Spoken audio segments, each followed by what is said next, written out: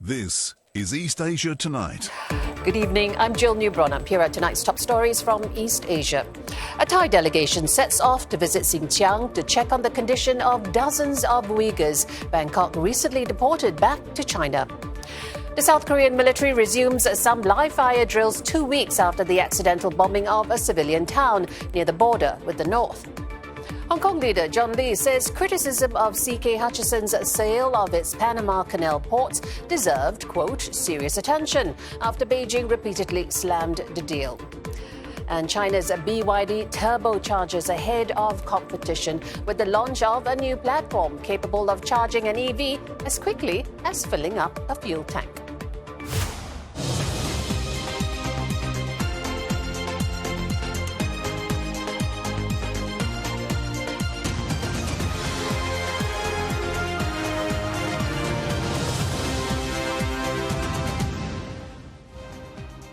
Also on East Asia Tonight, an in-depth examination of China's housing crisis. A persistent glut of unsold homes in Asia's #1 economy, upending the long-held belief in the need to own a property.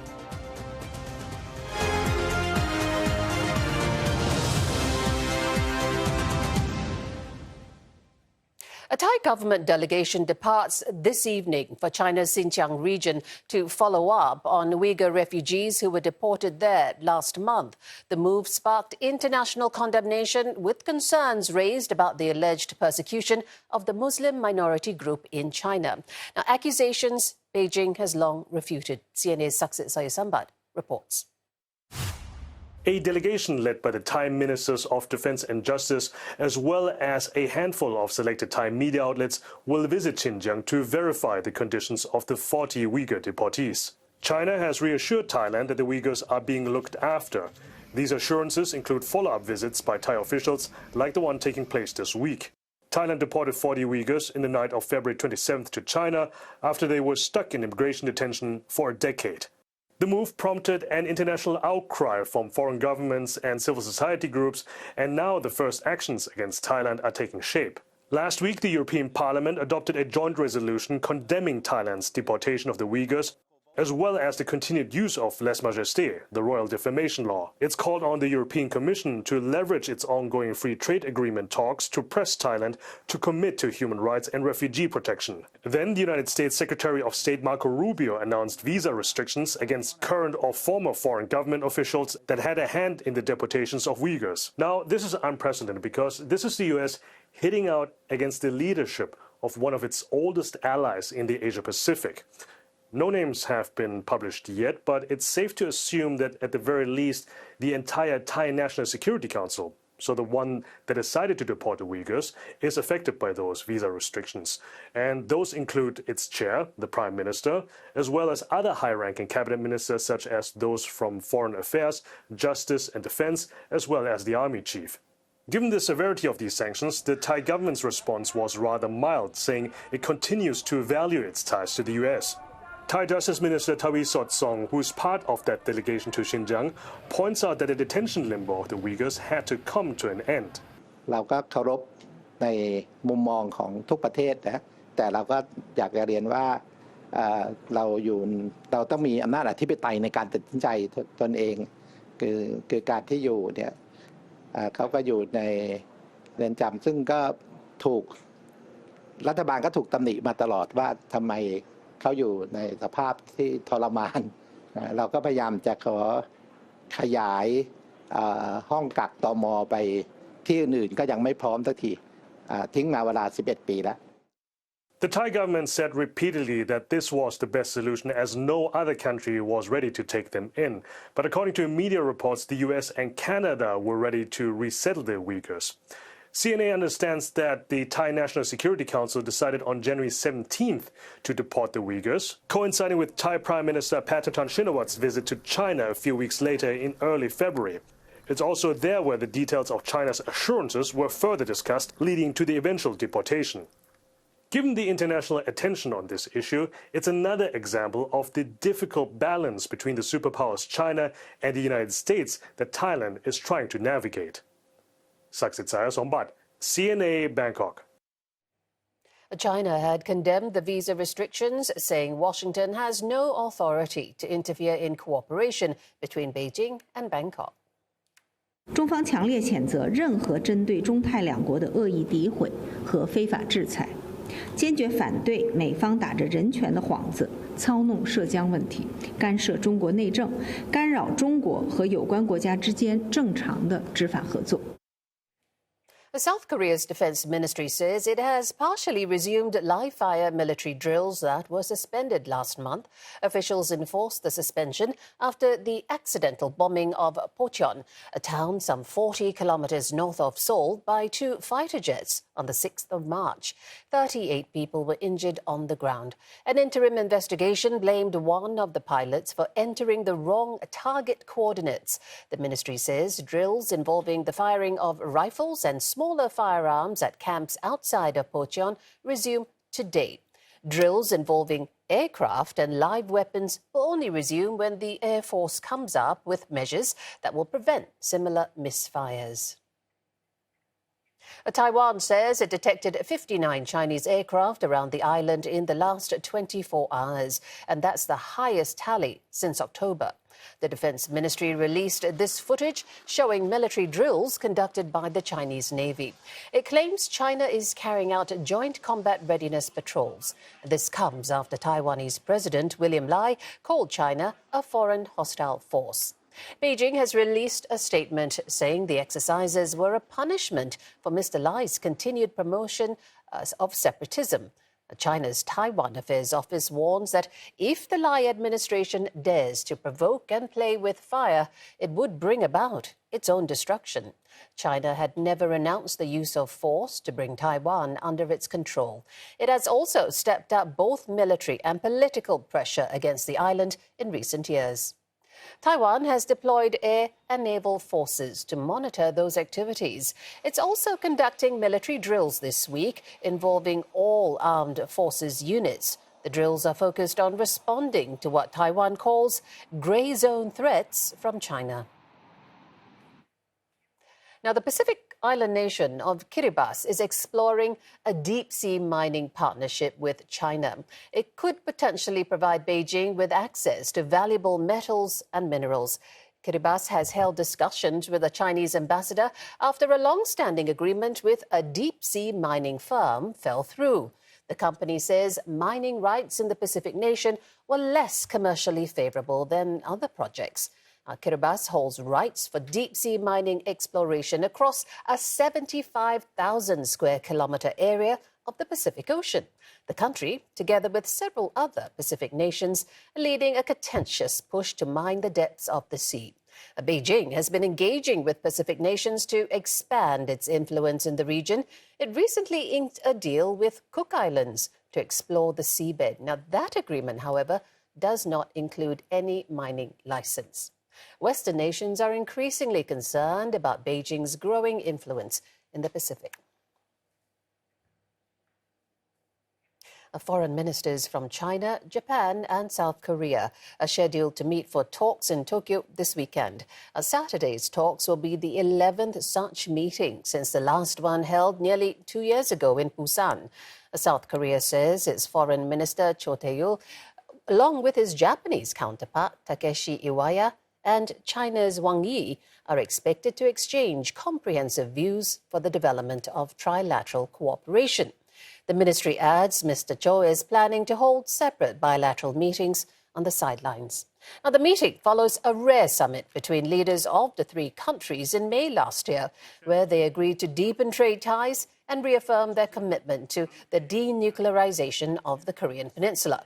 The phrase is seen as an apparent reference to nuclear-armed North Korea. Seoul and Tokyo have consistently adopted a tougher stance on Pyongyang's weapons tests, but Beijing has resisted condemning the reclusive nation and instead criticized joint U.S.-South Korea drills for raising tensions. The Chinese President Xi Jinping could be heading to Washington soon as tensions between the U.S. and China escalate. President Donald Trump hinted at the visit as he continues to reference good relations with his Chinese counterpart. We had the head of China coming in to top people right underneath President Xi, and he'll be coming in the not-too-distant future.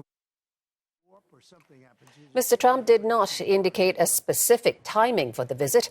The Wall Street Journal had previously reported a potential summit in June, when both leaders are celebrating their birthdays. If it pushes through, the visit will follow up a ramped-up trade tussle between the world's two largest economies after President Trump raised tariffs on Chinese imports to 20%. Beijing fired back with levies as high as 15% on U.S. agricultural goods. Japan has called for the release of one of its citizens after Belarus handed down a 7-year jail sentence to the individual for alleged espionage. Now, the Japanese embassy in Belarus says it is in contact with local authorities and will continue to take appropriate measures to protect its nationals.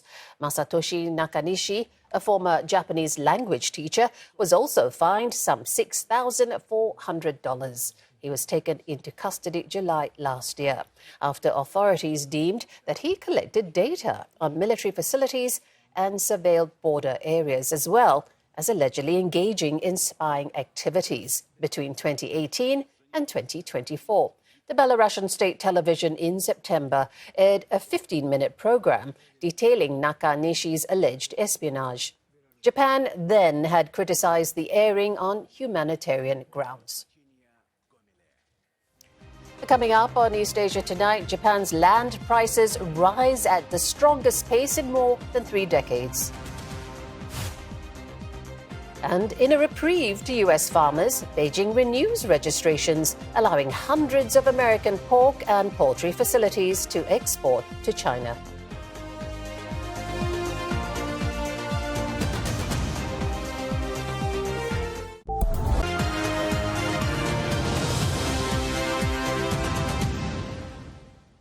Welcome back, everyone. We have Roland Lim with a roundup of the business news. And Roland, BYD, now that's a new technology that's attracting a lot of interest from not just customers, but the EV industry as well.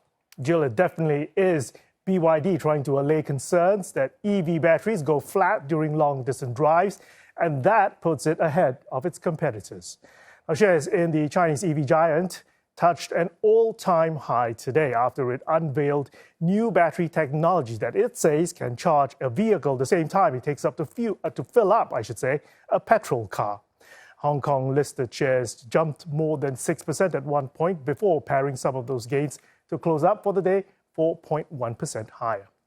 Now, BYD says the battery and charging system called Super E platform boasts peak speeds of up to 1,000 kilowatts. Now, that allows cars to travel up to 470 kilometers after being plugged in for just 5 minutes. Founder Wang Chuanfu says that the new technology aims to, quote, fundamentally solve users' charging anxiety. BYD introduced the Super E platform alongside 2 new EV models. They'll be the first to feature the system. The announcement positions BYD ahead of its arch-rival Tesla, whose superchargers currently offer charging speeds of 500 kilowatts. Now, BYD also unveiled plans to build more than 4,000 ultra-fast charging stations nationwide to support the new technology. The ambitious expansion comes on the heels of remarkable growth, with February sales soaring 161% to more than 318,000 electric vehicles. Meanwhile, Tesla experienced a steep 49% sales decline in the Chinese market during the same period. Comparing their stock prices year to date, BYD certainly in the hyperdrive, with its shares rallying 55.5%, while Tesla struggling with the stock down more than 37%. China's Xiaomi reporting robust growth in the fourth quarter revenues, boosted by strong EV and smartphone sales. Revenue totaled more than $15 billion in the October to December period. That's a 49% gain from the same period last year. That also marks its fastest revenue growth since 2021. Now, while net profit jumped more than 69% on year, both figures coming in better than estimates. The Beijing-based company has hiked its 2025 delivery target for EVs to 350,000 units after encouraging earnings data. Now, Xiaomi delivered its first EV sedans in April last year, diversifying beyond its traditional business of mobile phones and home-connected devices. The successful foray into EVs has pushed its share price 4 times higher. Still, it remains a fledgling player in the car manufacturing sector and is grappling with limited capacity. Hong Kong leader John Lee says criticism of Citi's conglomerate CK Hutchison's port deal with an American-led consortium deserves, quote, serious attention. Now, this follows reports that Chinese authorities have begun reviewing the deal after Beijing authorities repeatedly slammed the move. The Hong Kong SAR government urges foreign governments to provide a fair and just environment for enterprises, including enterprises from Hong Kong. We oppose the abusive use of coercion or bullying tactics in international economic and trade relations. Bloomberg says multiple agencies are investigating if the deal poses potential security risks and violates antitrust violations. CK Hutchison, founded by Hong Kong's richest man, Li Ka-shing, sold most of its port operations earlier this month to an investor group backed by BlackRock. The $19 billion deal gives the U.S. control over key docks along either side of the Panama Canal, which the country's president says is Washington's reclamation of the strategic waterway. The sale drew scathing criticism from Beijing. The Hong Kong and Macau Affairs Office reposted a commentary saying that the deal is a betrayal of China, which neglects national interest. CK Hutchison has not commented on Beijing's scrutiny, but it has previously said that the deal is purely commercial in nature and wholly unrelated to recent political news reports concerning the Panama ports. Shares of the conglomerate trading in the red following the latest development. It ended the day 2.8% lower in Hong Kong, but it's still up for the month period, reflecting the surge since prices spiked after the preliminary deal was first announced. Greater China markets are higher on optimism that a potential meeting between the two leaders, US and China, could ease the trade war between the world's top 2 economies. Hong Kong shares rising to a 3-year high, ending 2.5% higher, led by tech stocks, which is 3.3% higher. That's the tech index. Mainland investors also buoyed by fresh stimulus and solid data out yesterday. Shanghai Composite closing marginally higher, Shenzhen Component 0.5% in the green. Tech firms in Hong Kong surging following overnight gains in counterparts listed in New York. Search engine giant Baidu jumping 12%, while e-commerce giant Alibaba advancing 5.8%, and Kuaishou Technology gaining 4.4%. Japan's land prices soared to their quickest pace in more than 30 years in the latest upturn in the property market. The 2024 figure cements a 4th straight year of gains. Now, this is the fastest on-year land price increase since 1991, before a long decline due to the asset bubble bursting. Commercial land prices were bolstered by a surge in inbound tourism, which boosted demand for hotels and shops, while a low interest rate environment lifted demand for housing. Now, more than half of land prices in rural areas also rose, signaling an economic recovery extending to regional areas outside of metropolises. However, there's still wariness in the market about the potential impact of higher construction costs and more interest rate hikes by the central bank. The Bank of Japan hiked rates 2 months ago and has shown intentions to raise the cost of borrowing as wages continue to increase. Shares of Japan's major trading houses rose sharply after Warren Buffett's Berkshire Hathaway reported increases in its ownership in these companies, giving other investors endorsement to buy into the shares further. Mitsubishi, Mitsui & Company, and Marubeni all jumped nearly 6% at one point before closing up the day with gains of above 3%, while Sumitomo gained a little above 4%. Berkshire's report on the stake increases came shortly after the trading at the Tokyo Stock Exchange closed yesterday. Those gains in the trading houses giving a boost to the Nikkei 225, but analysts say the possible impact of President Trump's tariff policies weighs on sentiment. Beijing has renewed registrations that allow hundreds of U.S. pork and poultry facilities to export to China. And that's after lapses threatened shipments to the world's largest meat importer. A Chinese customs website showed that registrations were renewed until 2030. But those for hundreds of American beef facilities remain listed as expired. The renewals are a relief to U.S. farmers and meat companies as they navigate trade disputes with major agricultural importers, including China and Canada. Beijing requires food exporters to register with customs to sell products in the country. And China's customs website earlier showed registration of more than 1,000 U.S. meat plants granted by China under the Phase 1 trade deal had lapsed on Sunday. That was roughly two-thirds of all registered. Beijing imposed retaliatory tariffs on some $21 billion worth of American farm goods this month, including 10% duties on pork, beef, and dairy. And that is the latest in business. Jill, back to you. Roland, we're going to be staying in China for the next story because the capital of China's Inner Mongolia has announced a slew of childcare subsidies this month as part of the country's efforts to boost birth rates. It's among the more than 20 provincial-level administrations across China doing so. Couples in Hohhot will receive a one-off payment of around $1,400 for their first child, with the same amount provided annually for their second child until they reach 5. For a third child, an annual subsidy of $1,400 will be given until the child turns 10. The total amount is significant, coming in at roughly twice the annual income of local residents. The nation's population fell for a third consecutive year in 2024, as marriages plummeted by a fifth, the biggest drop on record. This is all part of an ongoing demographic crisis driven by rapid urbanization, the rising cost of living, as well as the one-child policy imposed between 1980 and 2015. Coming up on East Asia tonight, why are so many young Chinese no longer insisting on buying homes? Well, we'll be taking a deeper look at China's housing crisis in the first of our three-part series.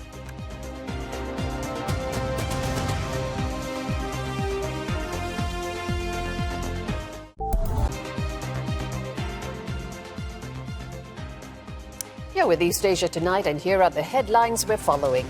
A Thai delegation sets off to visit Xinjiang to check on the conditions of dozens of Uyghurs Bangkok had recently deported back to China. Hong Kong leader John Lee says criticism of CK Hutchison's sale of its Panama Canal ports deserved, quote, serious attention after Beijing repeatedly slammed the deal. And China's BYD turbochargers ahead of competition with the launch of a new platform capable of charging an EV as quickly as filling up a fuel tank. China's property slump persists, with last month's figures showing declines in prices, investments and sales. Now, this comes 2 weeks after blueprints to defuse and prevent risks in the property sector were laid out at the country's biggest yearly political event, the Two Sessions. Now, they're all part of broader plans to help China hit its economic target growth at around 5%. Well, let's go straight to Lauren Ong. She joins us live from Beijing with so much more on this. Lauren, it's so interesting because it's not just the policymakers that are re-examining home ownership, but just ordinary Chinese are really having to struggle to navigate this market.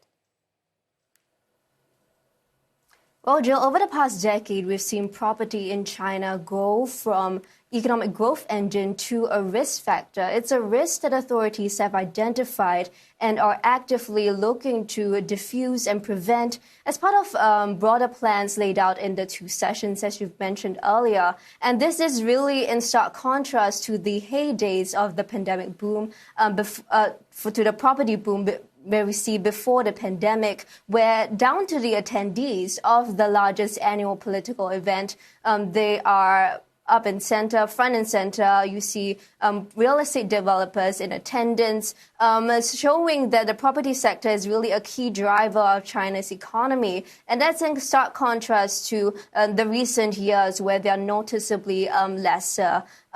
This is also signaling that in recent years, the recalibration of the property sector and what it means for China has really trickled into society as well, especially as we see Chinese citizens reassess what owning a home means to them, especially as the concept of home ownership is deeply entrenched in wealth creation as well as Chinese culture. Let's have a deeper dive. Have a listen. 买房的，像原来想炒房那个，现在都不买了。 The last 3 years marked a rude awakening for this 55-year-old driver as he watches the value of his 2 flats erode with each passing year. Bought during China's housing boom before the pandemic, he recalls a time not long ago when he could make a fortune if he were to sell them. 我那时候买，现在不赔钱，现在还挣钱，但是没挣多少。但是19年卖的时候就能挣1半。 就是4000买能卖到8000，但现在就不行。 The Harbin resident has lived in the northeastern Chinese city for over 30 years, and the past 7 in his own apartment. At the same time, his son moved into the other flat after graduating. In China, housing is not just deeply tied to intergenerational wealth. In most cases, it's also a precondition for marriage, prompting parents to pour their life savings into preparing so-called marriage homes for their children. 有的人是咋呢？他没有太多的经济基础，尤其刚改的，就是刚结婚需要买房的，他自己没有那么雄厚的资金，也没有那么好的经济条件，他可能会需要父母帮衬。父母帮衬的情况下，他就会考虑，他就会犹豫，我每个月月供我要还多少钱？ 我自己的薪资水平能不能覆盖我这个月供？ Property purchase has long been viewed as an investment that can't go wrong in China, but a housing crisis that emerged in the wake of the COVID-19 pandemic has upended China's cultural mindset around home ownership, especially among its young people. During the housing boom that began 2 decades ago, more than half of wealth creation came from the appreciation of housing prices. But home prices peaked in 2021 and have since dipped to mid-2019 levels, leaving those who bought at the peak stuck with properties worth much less. With property making up 70% of household wealth on average, it's a significant blow to people's spending power and the long-held belief in property as a guaranteed investment, especially among the next generation of home buyers. This symbolic effect tied ownership to marriage prospects, education access, and intergeneration wealth. I think for younger generations, they burdened by the high housing prices, and they also are facing stagnant wages. They are increasingly to question this narrative. So particularly when the housing prices in most cities kept dropping after the pandemic, houses seems no longer a good instrument for them to secure family wealth, especially for the younger generation. Having witnessed the generations before them driving home prices to levels beyond their reach before suffering steep losses in the current downturn, many young Chinese are no longer as bent on as their parents when it comes to owning a home. 你其实你租房子住，我觉得现在也是一个特别好的一个选择，没有必要执着于非要去买一套房子，当做可能，我觉得可能有些人觉得是一套房子就相当于是一份执着，我觉得放下执着，你多体验其他的事情，我觉得可能会更好一些。现在普通人来说，其实就是买房子并不是为了投资，而是为了就在这个城市有一个归属感，有个家就很温暖，就是这样，更多是来享受一个更好的环境。 The changing perspective is bad news for authorities who have, in their efforts to prop up the ailing property sector, pledged to increase the supply of government-subsidized homes to meet the needs of young people, among other measures. It doesn't help that the housing slump also coincides with seismic economic and demographic shifts. Housing demand, as we said, fundamentally depends on income growth rate and population growth rate. Now, both indicators, these growth rates are going to be much lower than the previous 4 decades. So there is no reason to believe it's going to be really high housing price increase in the near future.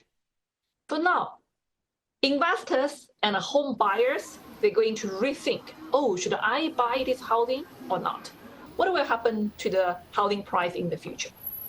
Although property sales have improved in some regions, such as first-tier cities Beijing and Shanghai, most lower-tier cities continue to struggle, forcing developers and local governments, which rely heavily on land sales as a source of revenue, to get creative.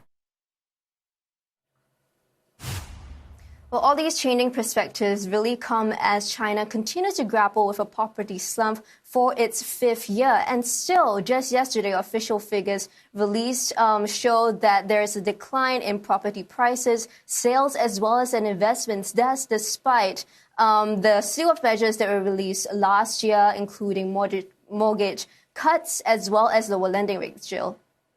So, Lauren, we heard you speaking to some young people in your story, and they're saying, look, there really isn't a need to buy the property. So are the measures that you just mentioned enough to move the needle, particularly in this demographic?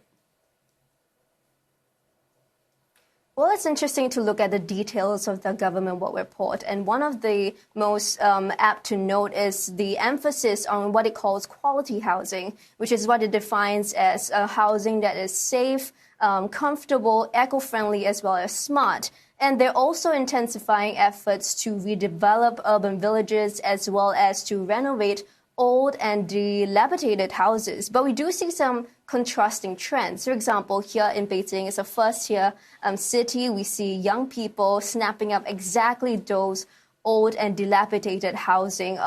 In 2024, we saw that daily transaction volumes actually almost doubled on year, according to local media reports. And even in a fourth-tier city like Fuxing, one of the cities that I visited as part of this series, I saw we see that young people are actually flocking to these smaller cities to snap up cheaper and smaller homes. And it's actually gaining traction in social media. It's gone viral in social media. So this is of interest as authorities are actively courting young home buyers, as we see the measures they have put out to cater to this demographic. And indeed, the older generation are the ones who have already bought their homes during the housing boom, and they aren't exactly in the market for new homes. And analysts I spoke to actually think that this is something worth looking into. Let's have a listen. If you really see no opportunity of good job in large city, it's rational for them to move to a place with lowest housing cost and living cost as low as possible. But if this going to be, it's going to happen at a large scale, this I'm sure is something the Chinese government is going to monitor very closely. Because after all, I think this, to a large extent, it is a waste of talent. It's a waste of talent because, let's say, these young people, they just graduated from college.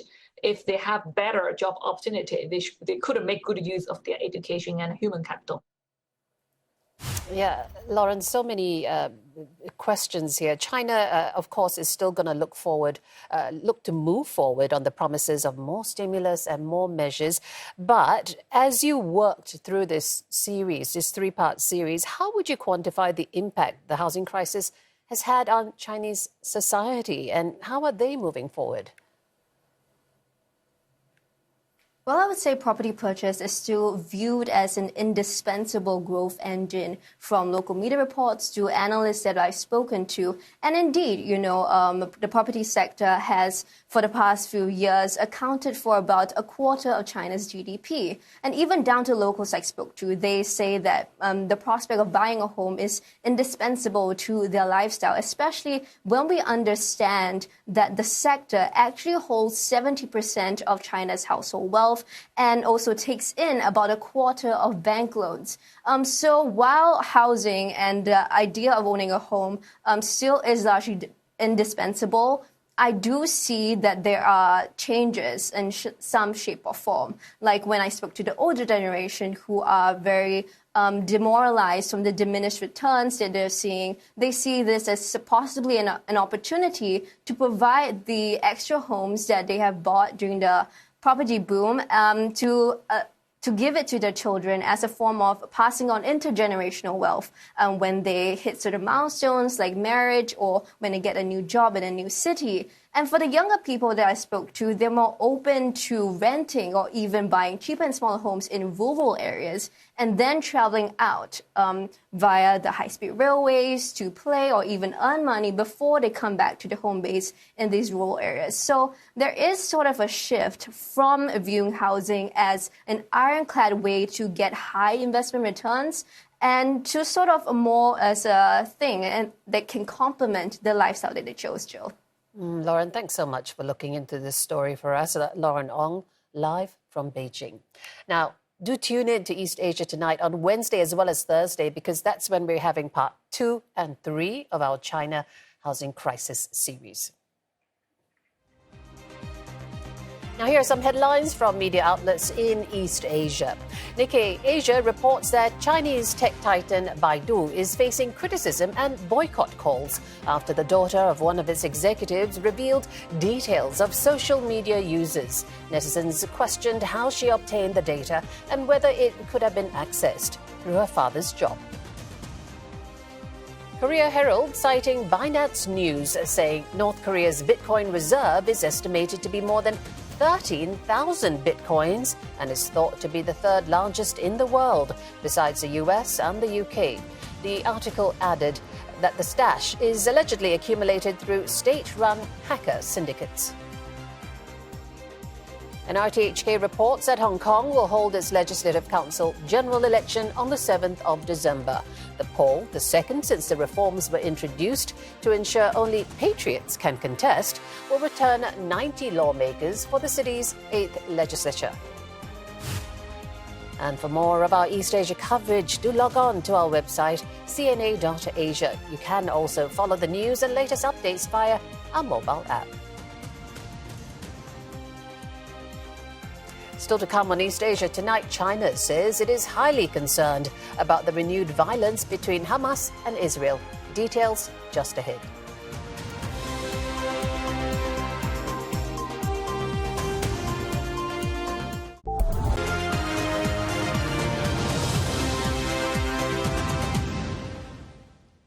Hello again. Now, China has urged steps to prevent a humanitarian disaster in Gaza and called on all parties to avoid actions that could escalate the situation. Australia, too, voicing concern.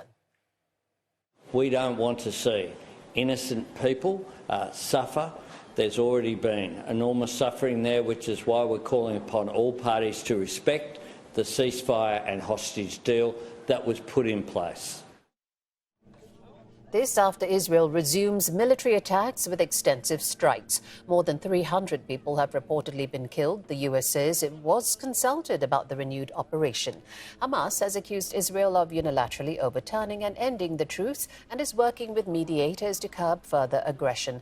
The group added that the move exposes remaining hostages to an unknown fate.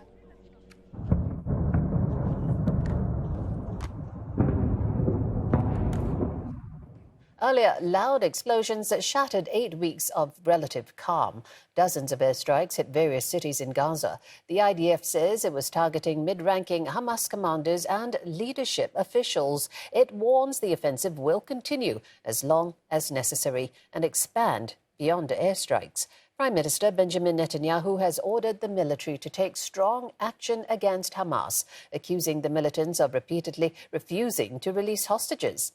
In Gaza, people are rushing to move the wounded onto stretchers at a hospital in Khan Yunis. Officials say most of the dead were women, children and the elderly. Hamas has accused Mr. Netanyahu of, quote, sacrificing hostages to continue the war. A top Hamas official said the Israeli leader was using the conflict as a political lifeboat to distract from internal crises. Our correspondent in Tel Aviv, Giles Gibson, has more. The Israeli military has carried out some airstrikes inside Gaza since the expiry of the first phase of the ceasefire agreement. But really, these strikes that started in the early hours of Tuesday local time were on a completely different scale. International aid workers have described being woken up by loud explosions which shook the buildings that they were in. And then as dawn broke, hundreds of people started turning up at hospitals inside Gaza. The remaining healthcare facilities inside the enclave. There are lots of photos and videos circulating of large crowds outside the entrances to those hospitals. And we've also heard from the Palestinian Red Crescent saying that hospitals inside Gaza are overwhelmed. The Israeli military has also issued fresh evacuation orders for people inside Gaza, saying that they should move south towards Khan Yunis or to western parts of Gaza City. And remember, these fresh airstrikes also come off the back of a blockade on humanitarian aid going into Gaza that's been in place since the expiry of the first phase of the ceasefire agreement at the start of this month. Giles Gibson, CNA, Tel Aviv. 2 astronauts are finally making their way back to Earth. Now, you remember they were stranded at the International Space Station for more than 9 months. The SpaceX Dragon capsule carrying Butch Wilmore and Suni Williams, along with 2 other astronauts, undocked from the ISS about 5 hours ago. Now, their flight back to Earth is expected to take 17 hours. The spacecraft is now moving into a position that will allow it to re-enter the Earth's atmosphere. Weather permitting, they'll splash down in Florida early tomorrow morning, Singapore, Hong Kong time. The pair's homecoming caps an unusually drawn-out space mission. Wilmore and Williams travelled to the ISS in June last year to test Boeing Starliner's capsule. They were only supposed to stay in space for 8 days, but their capsule suffered technical issues. So NASA decided to keep them on the ISS and return the Starliner to Earth empty. Well, that delay has raised concerns over the race to space. Despite the dangers, space tourism is still on the rise, including a new type of experience. Space travel used to feel like something out of a sci-fi movie, but the recent billionaire space race has brought it closer to reality. And now there's a new twist that's set to open up a mass market: stratospheric balloon travel. It lets you get close to the edge of space without needing a rocket. So what exactly is the stratosphere? It's the layer of the atmosphere about 10 to 50 kilometers above Earth. 98% of the atmosphere is below it. Now, a number of startups are trying to make it possible for more people to enjoy an amazing view at that altitude and at a much lower price than traditional space tourism. Now, the space tourism market broadly is growing fast. Its value is closing in on $1 billion, and by 2033, it's expected to be worth $35 billion. I chatted with Vincent Ferré-Dastiès, the CEO of Zafalto, one of the companies involved in the balloon-based space race, to learn more. Imagine floating gently up to the edge of space inside a giant balloon. No noisy rockets, no need to deal with zero gravity, just you in a luxurious capsule, enjoying window seat views of our planet. Zafalto is hoping to redefine space tourism with a bold twist. Forget rockets, it's all about balloons. The French space tourism company is aiming to launch Celeste, a pressurized capsule lifted by a gigantic hydrogen-filled balloon 25 kilometers into the stratosphere by the end of this year. When you climb at 25 kilometers altitude, you are in the darkness of space, and you can see the curvature of the Earth.